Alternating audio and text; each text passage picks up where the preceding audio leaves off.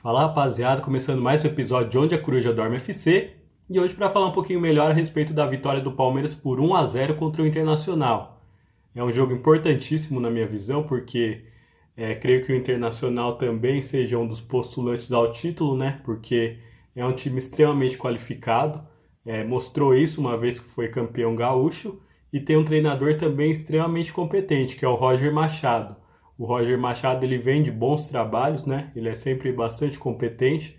Muito embora aqui no Palmeiras ele não tenha dado certo, ele vem ao longo dos anos se provando um técnico com trabalhos bastante consistentes, bastante bons. Ele vem mantendo uma boa regularidade, então realmente é um jogo que o Palmeiras precisava arrancar um bom resultado. Eu até diria para você que no início do jogo, se me dissessem que o Palmeiras empataria, eu até acharia que seria um bom resultado, porque seria fora de casa, né, que o Palmeiras estaria jogando, e o Palmeiras estaria enfrentando um concorrente direto ao título. Porém, o Palmeiras conseguiu um resultado melhor do que esse. O Palmeiras que no primeiro tempo tentou, com as iniciativas especialmente do Vitor Roque e do Estevão, tentou ir ao ataque, tentou mostrar um pouco mais uma marcação-pressão inicialmente, né, contra o Inter. O Palmeiras tentou mostrar uma iniciativa de jogo, muito embora eu achei que o jogo foi bastante jogado mais no meio-campo, né? É um jogo bastante disputado, especialmente na questão do meio de campo. Nós tivemos no primeiro tempo uma disputa de espaço muito grande. Nós tivemos um Palmeiras que batalhou bastante. E eu quero destacar um outro jogador que não vinha tendo tanta oportunidade de jogar ultimamente, né? Era um jogador que foi contratado, gerou-se uma expectativa nele, porém até então ele não havia atuado tanto e também não havia atuado tão bem, que é o Giai. Realmente eu creio que o Giai hoje foi muito competente, trabalhou bastante bem, especialmente nesse trabalho de marcação. Nós sabemos que o Internacional tem como sua grande força o Alan Patrick, né? Que é quem dá toda essa dinâmica para o meio de campo. E ele foi muito bem nessa marcação, né? Ele marcou bastante bem.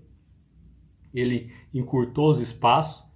Então, realmente, ele mostrou bastante efetividade. E é algo que era valores que ele até então não havia demonstrado, né? Era um reforço que veio e até então não havia se apresentado para o torcedor palmeirense, né? Era alguém que não vinha jogando bem e não vinha jogando com tanta frequência. A partir do segundo tempo, eu vejo o Inter melhorando bastante, tanto que logo no primeiro lance do jogo, o Valencia, que é o centroavante do Inter, tem uma oportunidade na cara do gol que ele desperdiça. Então, a partir daí, se o Palmeiras teve as iniciativas e eu achei um jogo bastante equilibrado no primeiro tempo, no segundo eu achei que o Inter teve o domínio da partida.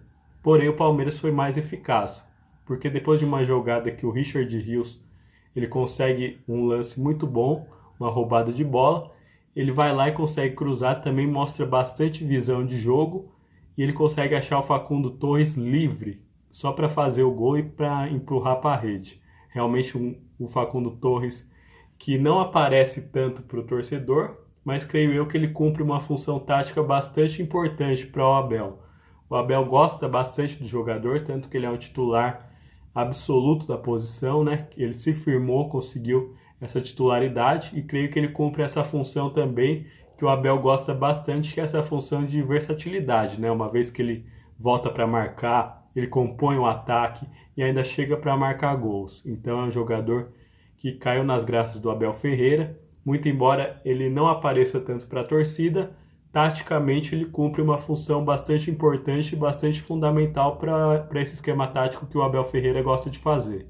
Palmeiras 1-0, 1-0 merecido, né? Até porque foi algo que o Internacional reclamou de uma possível falta do Richard Rios, algo que depois foi visto no VAR, foi provado que não houve, que o Richard Rios pega a primeira bola, então o Palmeiras consegue aí esse primeiro gol.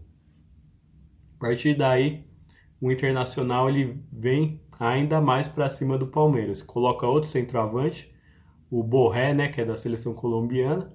Então fica com dois centroavantes. O Palmeiras, para responder, o Abel Ferreira coloca três zagueiros. Então fica uma disputa bastante difícil para o Internacional conseguir fazer alguma coisa na defesa do Palmeiras. Então, o Valencia ainda no final tem uma outra oportunidade que o Everton faz uma defesa espetacular. O Palmeiras ainda tem um gol anulado, um gol que seria realmente fundamental para o Palmeiras, que poderia ter acabado com o jogo ali, no impedimento do Paulinho. Impedimento realmente milimétrico.